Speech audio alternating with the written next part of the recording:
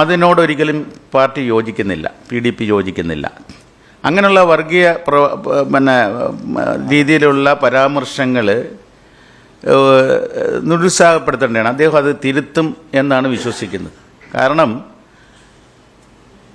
ആ പരാമർശം നോക്കാൻ മുസ്ലിം സമുദായത്തെ സംബന്ധിച്ചിടത്തോളം അത് നമ്മൾ മുസ്ലിം സമുദായത്തിന് അനീതി കാണിച്ചാലും ക്രിസ്ത്യൻ സമുദായത്തിന് അനീതി കാണിച്ചാലും ഈഴവ സമുദായത്തിലുണ്ടാകുന്ന അനീതി ആയാലും നായർ സമുദായത്തിലുണ്ടാകുന്ന അനീതിക്കെതിരെയും എല്ലാം ജാതി മത വർഗ വ്യത്യാസമില്ലാതെ ശക്തമായി പ്രതികരിക്കുന്ന ഒരു പ്രസ്ഥാനമാണ് PDP എന്ന് പറഞ്ഞാൽ.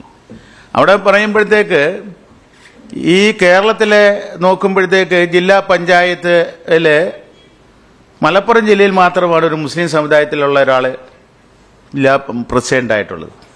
ബാക്കി ഏതെങ്കിലും ജില്ലയിലുണ്ടോ എന്ന് നോക്കിയാൽ ഒരു ജില്ലയിലും ഇല്ല. കോർപ്പറേഷനിൽ നോക്കിയാൽ എത്ര പേരുണ്ട് മുസ്ലിം സമുദായം? അപ്പം അതിലൊരു ഒരു ഒരു ഒരു ഒരു അർത്ഥവുമില്ലാത്ത ഒരു പരാമർശമാണ് ആ പറയുന്നതെന്ന് പറഞ്ഞാൽ.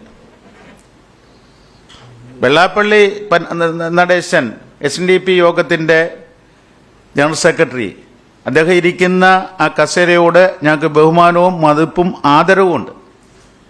ആ പ്രസ്ഥാനത്തോടും ആദരവുമുണ്ട്. ഞങ്ങൾ ഉയർത്തിപ്പിടിക്കുന്നതാണ് ശ്രീനാരായണ ഗുരുവിൻ്റെ ധർമ്മം, ശ്രീനാരായണ ഗുരുവിൻ്റെ വിഷയം. ഞങ്ങളുടെ യോഗങ്ങളിലും ഞങ്ങളുടെ ബാനറുകളിലും എല്ലാം ശ്രീനാരായണ ഗുരുവിൻ്റെ പടം വെച്ച് ഞങ്ങൾ പ്രചരണം നടത്തുന്നതാണ്. ആ ആശയങ്ങളും ആദർശങ്ങളും ഒരു ജാതി ഒരു മതം ഒരു ദൈവം, ആ ആശയം വളരെ ബൃഹത്തായ മൂല്യവത്തായ ഉത്കൃഷ്ടമായ ആശയങ്ങളാണ്.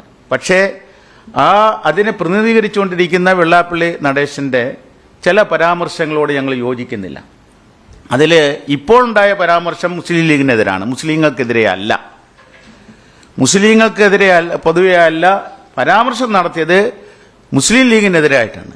അത് മറയിടുക എന്നുള്ള ഉദ്ദേശത്തോടെയാണ് ഇപ്പം ഈ PMA സലാം PDPയെ വർഗീയ പാർട്ടി എന്ന് പറഞ്ഞ് നല്ല മുദ്ര കുത്തിയിരിക്കുന്നത്.